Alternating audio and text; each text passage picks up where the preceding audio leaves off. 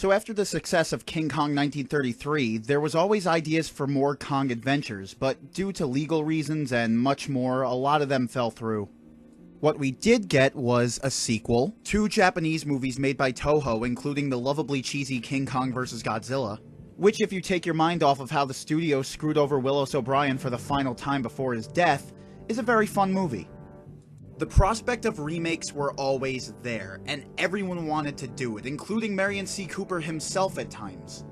There was an interesting idea where the great British studio Hammer would remake it, which would have been a fascinating interpretation since they were famous for taking well-known monsters and updating them for the modern age.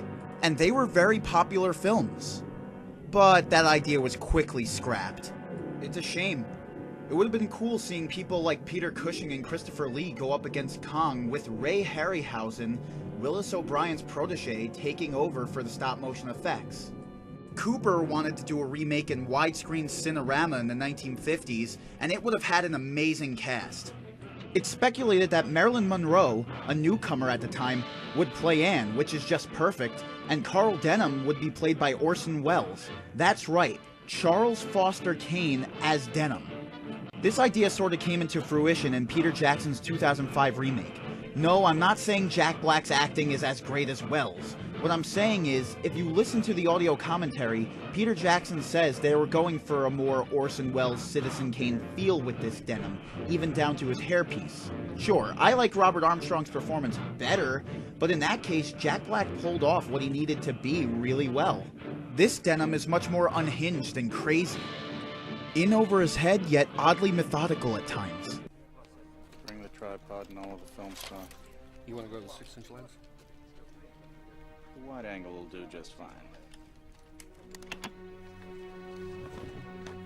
In the 1970s, we got a remake by Dino De Laurentiis, and I'll be honest, I haven't seen this movie in full, but I've heard... You goddamn chauvinist pig ape! mixed reviews. I'm interested in the cast and crew since it stars future stars like Jeff Bridges and Jessica Lange, and the special effects were done by the great Rick Baker, who, along with Tom Savini and Rob Bottin, are the ones who stapled the notion of practical effects over CGI. Then, oddly enough, 10 years later, they did a sequel called King Kong Lives, starring Terminator's Linda Hamilton, and although it's neat to see a Lady Kong and Baby Kong, I really don't see why this movie was made. The 1976 Kong movie seems pretty forgettable in the grand scheme of things, and so much time had passed that you'd think no one would even think about it, and even if they did, who thought it needed a sequel? It's just weird.